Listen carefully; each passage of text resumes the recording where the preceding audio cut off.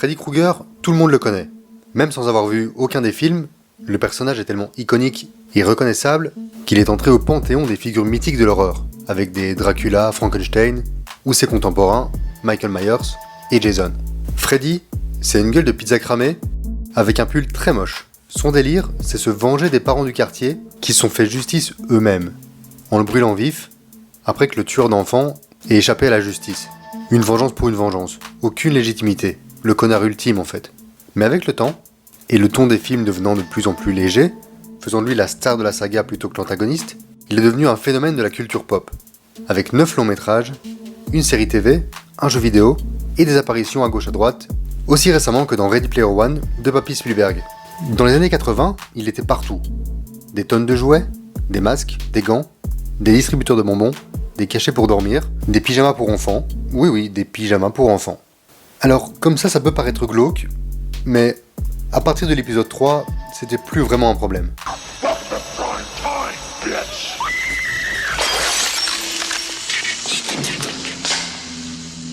Et c'est vrai que vu comme la saga a évolué, on a tendance à l'oublier, mais le premier volet, Les Griffes de la Nuit, était bien flippant. Et puis bon, Freddy était quand même un tueur d'enfants à la base. Et sans les différents scandales à l'époque de sa sortie, il aurait sans doute aussi été un p***. Mais bon, après il est devenu drôle, alors on oublie tout, non ? Cela dit, on va pas s'attarder sur toute la saga aujourd'hui, mais croyez-moi, ça se fera un jour.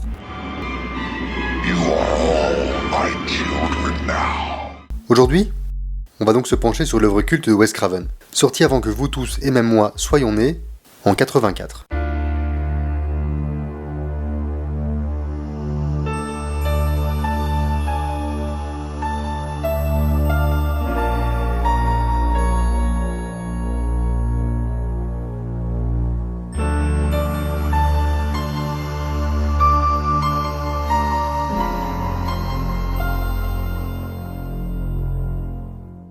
Alors bien sûr, comme pour tous les cinépop, ça va spoiler, donc si vous n'avez pas vu le film, allez le voir. Vraiment, ça reste encore très très bon aujourd'hui, ça a pas trop mal vieilli, ou en tout cas beaucoup moins que le deuxième, et puis revenez dès que c'est fait. Et pour ceux qui s'en foutent des spoils ou qui l'ont déjà vu, voilà en gros ce qui se passe.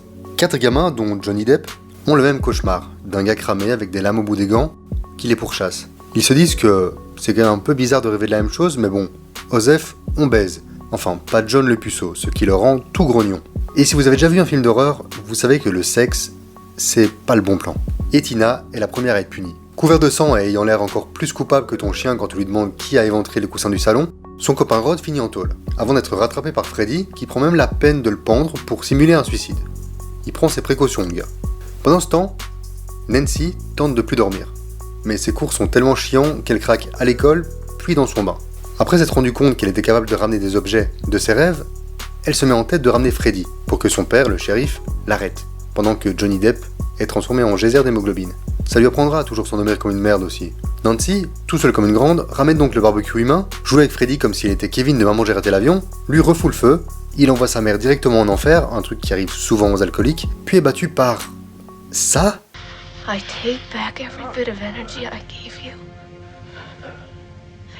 You're nothing. Bon, ok, donc Freddy Krueger, le tueur d'enfants, tout puissant dans le monde des rêves, a exactement la même faiblesse que la fée Clochette. Je veux que les fées existent. J'y crois. Bon, ouais, enfin, pourquoi pas. Donc, il disparaît, elle ouvre la porte, sa mère est en pleine forme et ne veut plus boire, tous ses amis sont en vie, sauf que non, c'est la Freddy mobile, ils sont tous dans la merde, et sa mère se transforme en poupée gonflable, ce qui arrive souvent aux alcooliques qui arrêtent de boire. Et c'est fini. Et c'était très très bon. Enfin, je dis pas, les personnages sont assez moyens, le jeu des acteurs passable et le scénar n'est pas toujours hyper consistant, mais bordel. À l'heure où tous les slashers n'étaient peuplés que de gros décérébrés qui couraient après des gamines en petite tenue, et que le genre prêtait plus à rire, entre potes, autour d'une pizza et quelques bières, ici, l'atmosphère est glaçante. La musique et tout le design sonore réfléchis pour faire flipper. Le propos de fond, sur le passage à l'âge adulte, les attitudes des parents, forçant les jeunes, et surtout Nancy, à devenir plus matures, un méchant instantanément iconique, grâce à une mise en scène parfaite et une photo inspirée, ajoutez à ça la performance de Robert Englund, et ça donne un vrai film d'horreur, sûrement le plus réussi à ce niveau depuis Halloween de Carpenter. Et ce qui fonctionne tout particulièrement ici, c'est qu'on n'a pas un gros balèze avec un masque de hockey ou de William Shatner. Oui, vraiment William Shatner. mais un psychopathe tout puissant dans un univers dont on peut pas s'échapper, et qu'on peut pas éviter, celui des rêves. Alors, quand Jaws faisait peur à tout le monde en 75, on s'en fout, on va plus dans l'eau, c'est tout. Mais là, ne pas dormir, ne pas rêver, c'est impossible. Alors bien que la menace soit plus fantaisiste qu'un Michael Myers, ça a fonctionné. Tout simplement parce que tout le monde dort, et que les ados des 80s n'avaient pas envie de se retrouver face à Freddy, en allant se coucher. L'autre grosse réussite du film, et c'est sur ça qu'on va se pencher plus particulièrement, c'est la frontière très fine entre le monde des rêves et la réalité. Et comprendre la logique du long métrage nous permettra aussi de déchiffrer la fin. Dans ce premier opus, il y a 4 victimes et 6 passages dans le monde des rêves. Cela dit, on peut ajouter à ça la mort de Rod, de Glenn le puceau, et le passage à l'hôpital, où Nancy ramène le chapeau. Ce sont 3 scènes dans lesquelles Freddy n'est pas présent physiquement, mais soit il a un impact, oui je pense qu'on peut parler d'impact, soit dans le troisième cas, Nancy ramène son fedora. Preuve qu'elle l'a croisé dans le rêve. Et que peut-on tirer de ces scènes de rêve? On peut les diviser en 3 parties. Les 2 premières de Tina, où Craven sème le trouble, nous nous montrons à la base pas qu'elle dort, les 3e et 4e, où Nancy bascule dans les bras de Morphée assez clairement, en classe et dans son bain, en même temps quelle idée, tu veux pas un somnifère aussi? Et les 2 dernières, où elle entre dans l'univers du tueur, volontairement. On peut même rajouter un 7e passage, même si c'est plus controversé. Juste avant la mort de Glenn, Nancy reçoit un appel de Freddy. Elle arrache les fils de son téléphone et les enroule, histoire qu'on comprenne bien qu'il est plus censé fonctionner. Puis, ça arrive.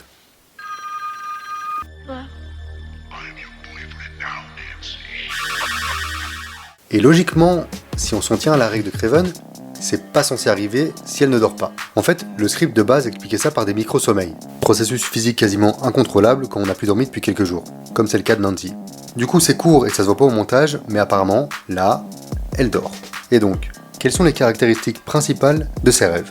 Il y a quelques signes évidents qu'on a tous croisés au moins une fois durant notre sommeil, comme se retrouver à un endroit insolite en pyjama, comme Tina dans la chaufferie, des enchaînements de lieux illogiques, comme de nouveau la chaufferie au sous-sol de l'école, ou encore, après avoir descendu beaucoup trop d'escaliers en dessous de chez elle, cette chute qui renvoie Nancy dans son jardin. Puis il y a aussi les choses moins logiques, comme cette façon imagée et pas très subtile de nous montrer que Tina est un agneau égaré, vulnérable aux prédateurs, avec cette bête qui n'a rien à faire là, les feuilles dans le couloir, le gars qui parle au ralenti, le bain qui devient une piscine, Glenn qui sort de derrière un arbre. Attends quoi? Qu'est-ce qu'il fout dans son rêve? Il est pas censé être là s'il est réveillé. Oh le con. Non sérieux, ce gars m'éclate. Regardez ça, ce t-shirt, ces écouteurs avec son nom dessus, ce pull avec son nom dessus. C'est peut-être Johnny Depp, mais c'est pas non plus étonnant que le seul trou dans lequel il rentrera dans le film, c'est celui qui cause sa mort. C'est le gars le moins sérieux du monde. Whatever you do, don't fall asleep.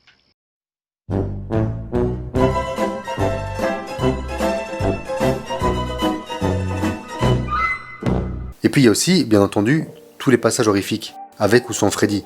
Tina dans son sac mortuaire, Tina avec des insectes et des anguilles, Freddy qui se coupe les doigts, devient Monsieur Fantastique, fait crisser ses lames non-stop et surtout enlève son visage. Il joue plus avec sa proie qu'un chat avec une araignée. C'est juste un troll par moment. Enfin bon, un troll avec un gant designé pour te tuer quand même, faut pas déconner. Il est pas là que pour rire. Enfin, pas dans cet épisode-là. Il est aussi établi très tôt qu'il est possible de ramener des choses physiques de ses rêves. Un vêtement déchiré, un ventre déchiré, une brûlure, un chapeau, une mèche. Attends, il s'est passé quoi là? Elle est arrivée de la fin d'X-Men 1? Enfin bref, tout ça lui donne l'idée de ramener carrément Tonton Freddy pour lui régler son compte dans le vrai monde des vrais gens réveillés. Ayant tout ça en tête, jetons un œil aux dernières scènes du film.